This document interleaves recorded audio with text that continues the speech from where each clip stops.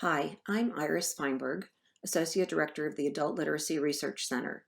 Today, along with my colleague, Dr. Mary Helen O'Connor from the Center for Community Engagement in Clarkston, we're going to be talking with you about culturally competent nursing care.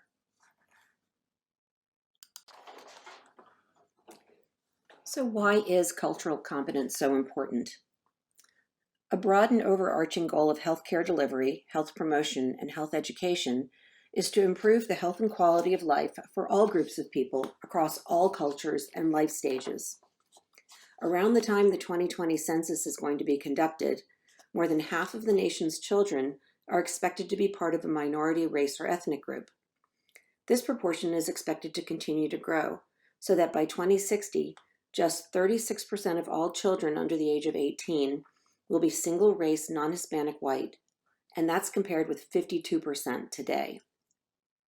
The U.S. population as a whole is expected to follow a similar trend, becoming majority-minority in 2044. The minority population is expected to rise to 56% of the total in 2060, compared with 38% in 2014. By 2060, the nation's foreign-born population will reach nearly 19% of the total population, which is up from 13% in 2014. Cultural competence is so important that the U.S. Department of Health and Human Services created something called the National Cultural and Linguistically Appropriate Services Standard, or CLAS. These standards are intended to advance health equity, improve quality, and help eliminate healthcare disparities by establishing a blueprint for health and healthcare organizations to provide effective, equitable, understandable, and respectful quality care and services that are responsive to diverse cultural health beliefs and practices, preferred languages, health literacy, and other communication needs. So what is health literacy and why is cultural competence a part of it? Health literacy is the ability to access, understand, and use health information in order to make meaningful health decisions. It also allows patients to follow instructions for prevention and treatment. Culturally competent health literacy integrates language differences, cultural differences, and awareness of differences in health beliefs and behaviors. Common elements that people use to form their cultural identities include language, customs, beliefs, values, and actions. These are often specific to racial, ethnic, socioeconomic, religious, social, peer, and geography. Cultural influences affect the way people communicate and present themselves in all aspects of life. Culture also plays a critical role in how people view health, healthcare, and health systems. Inherent in these views are systems of belief that govern what causes illness and wellness, how the body works, how diseases are treated or cured, and who should participate in the delivery of healthcare. For example, many groups within Western industrialized societies see disease as a result of natural scientific phenomena, while many groups within Eastern societies believe that illness is the result of the supernatural. So in order to cross these and other cultural barriers, healthcare providers like nurses must develop cultural competence, which is the ability to relate and interact with people of different cultures in a respectful and responsive manner. So how does one develop cultural competence?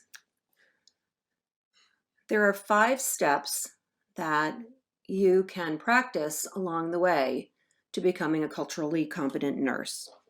The first is cultural awareness and involves examining and exploring your own culture and your own professional background. Think about your own cultural healthcare beliefs and values. Merely learning about another person's culture doesn't guarantee that you'll have cultural awareness. You must first understand your own cultural background and explore the origins of your own prejudiced and biased views of others, and we all have those. You'll see that I've put a reference on the bottom of this slide, and I encourage you to get that article and to read it. One of the things it has is a cultural awareness assessment tool, which I think could be very helpful in understanding how you feel about others who may not be from your own culture. The second component is cultural knowledge, and that involves the process of seeking and obtaining information on different cultural and ethnic groups. You can develop and expand your cultural knowledge base by reading, by talking to other people, by going to workshop presentations, look at internet resources. The third component is cultural skill, and that involves your ability to collect relevant cultural data regarding your patient's problem and to accurately perform a culturally specific physical assessment. Again, if you'll reference the article, there is a framework for assessing cultural, racial, and ethnic differences between patients that provides a systematic method for assessing diversity in patients. The elements of that model are communication, space, social organization, time, environmental control, and biological variations, and I really encourage you to look at it. The fourth component is a cultural encounter, and that's the process where you directly engage in cross-cultural interactions with patients and others from culturally diverse backgrounds. Developing cultural competence is an ongoing process. No one ever really masters it. And finally, the last component is cultural desire, and that refers to your motivation, the motivation to become culturally aware, to seek cultural encounters, to practice your skills and expand your knowledge. Inherent in cultural desire is the willingness to be open to others, to accept and respect cultural differences, and to be willing to learn from others.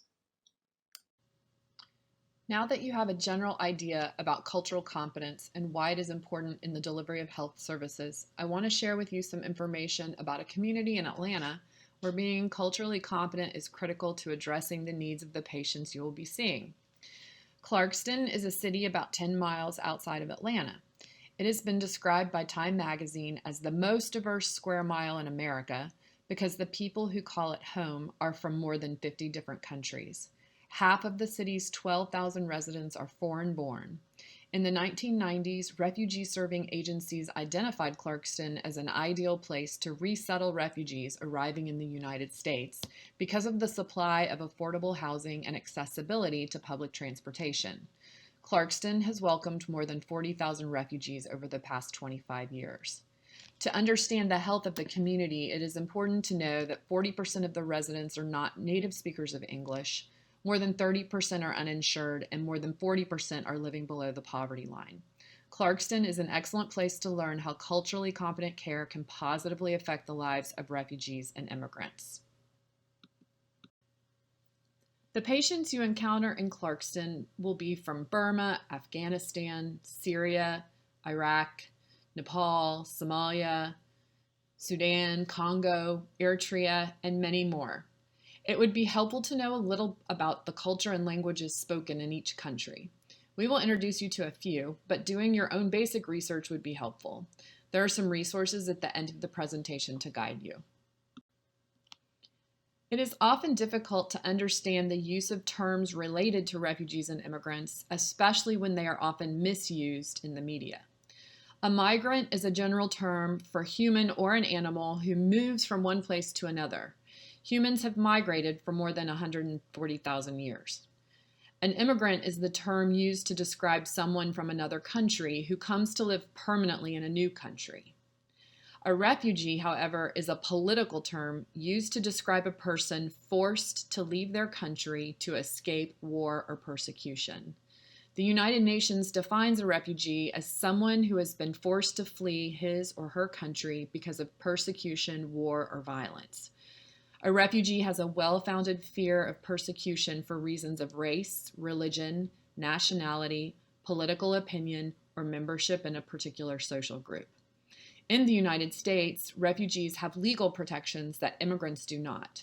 An asylee is someone who has applied to be a refugee. Undocumented migrants are those who come without legal protection and are often referred to as illegal aliens or illegal immigrants. They can be deported, arrested, detained, and sent back home at any time. A green card is a document that refugees and legal immigrants have, allowing them to live and work in the United States. It is issued by the United States Citizen and Immigration Services. TPS, or Temporary Protected Status, is a status given by the Secretary of Homeland Security for individuals from certain countries because of a temporary crisis in a country like a natural disaster or a civil war. We've recently seen that from Haiti, Honduras, and Nicaragua. DACA, or Deferred Action for Childhood Arrivals, is a designation to protect immigrant youth who came to the United States when they were children. So what does it mean to be a refugee? Refugees have lost their homes, friends, relatives, language, culture. To be a refugee means to experience loss. Most have experienced directly or witnessed human rights violations. The average stay for a refugee away from home is now 26 years, according to the United Nations High Commission for Refugees. In the words of the Somali refugee poet Warsan Shire, no one leaves home unless home is the mouth of a shark. It is a fact that refugees are the most vetted travelers to the United States. They must undergo rigorous and extensive interviewing, processing, health screenings, and biometric data collection. No refugee admitted to the U.S. through the Refugee Resettlement Program has ever killed a single person in a terrorist attack on U.S. soil. Now let's talk refugee health. Refugees in Clarkston are screened by the DeKalb Board of Health. Generally, the refugee population experiences a high prevalence of chronic mental and physical health conditions, as well as non-communicable diseases. They have a poor understanding of preventative health, what it is, how it works. Refugees are usually from areas where they only access healthcare services when seriously ill or injured. To further complicate matters, refugees typically have low literacy rates and low health literacy. It's important to know that mental health is often stigmatized and overlooked in the refugee community, but it is a serious concern considering the high rates of PTSD, depression, and anxiety in the refugee population. For primary care providers, it's important to also understand that refugees often feel more stressed after they are resettled than they did during their flight from home. The pressures of creating a new life in a new culture can be overwhelming. Understanding how to address these concerns with different communities can improve the overall quality of healthcare provided and reveal underlying conditions that may be affecting overall patient health. It is really important to understand the many barriers to healthcare refugees experience at every level of the healthcare system. Finding transportation, making an appointment, scheduling childcare, filling out forms, understanding insurance. Imagine having to do this for yourself if you suddenly landed in a foreign country. Refugees may not have any medical records. They might have to rely on friends, family, or their own children for interpretation, and they may not have any experience with preventative health. One of the larger groups in Clarkston is from Burma. Many ethnic groups in Burma continue to experience persecution at the hands of the government, including the Karen and Rohingya. Burmese refugees typically have spent long periods of time in refugee camps in difficult conditions with limited access to any health services. The East African communities in Clarkston are among some of the oldest and largest. You will meet Somalis, Eritreans, and Ethiopians. They all speak different languages and are often multilingual. While Somalis are primarily Muslim, Ethiopians and Eritreans are both Muslim and Christian. Typically, women will prefer a female practitioner, and it should be noted that FGM, while outlawed in the U.S., has been and is still practiced in some communities. Many of the refugees in Clarkston are from the Middle East, Iraq, Iran, and Syria. They are primarily Muslim and Arabic speakers. Women will prefer female practitioners. Many of these refugees have never had to pay for health services, so a co-pay or other fee will be unfamiliar to them. Some from the more rural areas may not have any written literacy, even in their native language, and will need assistance understanding instructions for care and medicine. Graphic images and props can assist with these communications. The Kurds are members of the largest ethnic group on the planet without their own nation. They come from the Kurdistan region, which includes parts of Iran, Iraq, Turkey, and Syria, and most speak many languages, including Kurdish, Turkish, Arabic, and Farsi. They have been persecuted in each of the countries where they live, including attacks with chemical and biological weapons. These quotes are from some common experiences health workers have had with refugees. Many refugees might choose a doctor who they know speaks their own language, even if they have information that the quality of care provided is not excellent.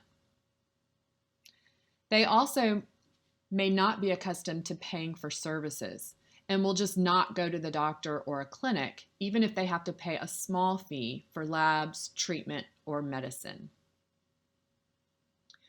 Filling out paperwork in a foreign language can be very intimidating, and often mistakes can be made with interpretation. In one case, a refugee was incorrectly interpreted as having said, "Should I throw my baby away?" when the child was diagnosed with hepatitis B. Child Services was called before the misinterpretation was discovered and corrected. Sometimes health providers experience frustration with refugee patients they perceive as incompliant, when in reality it is a combination of language, literacy, cultural, and communication complications. The body of research on culturally competent care for refugees tells us a few key findings. Language line interpretation is not a great replacement for in-person interpretation. However, relying on children and family members also presents other issues around privacy and cultural norms. The cultural and religious beliefs of refugee patients often affect the comfort level of patients receiving care. Gender matches between patients, providers, and interpreters being one you will often experience. Refugee patients are more susceptible to chronic conditions. Keep your eye out for diabetes, hypertension, and mental illness. Language proficiency affects everything. If you have traveled to a country and didn't speak the language, remember how difficult and exhausting it can be to even do simple tasks like buy food. For a refugee, navigating one of the most complex systems in the U.S., healthcare, can be frightening. Find ways to communicate. Use every available resource and investigate new ways to communicate. Interpreters, language line, Google Translate, pictures, visual cues, whatever works. Your participation in this training improves the health experiences for refugees. The research shows it. Here is some basic advice for working with this population. Use empathy. Listen carefully. Be gentle. Honor the strengths of refugees. They have experienced some of the worst violence, war, and abuse imaginable, yet they are here rebuilding their lives. They have important lessons to teach us about resilience and survival. Don't judge. Don't take anything for granted. You might be doing much more than providing health services. You might need to be a teacher, a navigator, a coach. Refugees are the best teachers of their own experiences and cultures. Be open to their inspiration and strengths. Finally, becoming a culturally competent healthcare provider is a lifelong learning process. Congratulations on taking the first step. And please share your experiences with us. I look forward to welcoming you in Clarkston and hearing what you have learned about the extraordinary people who call it their home.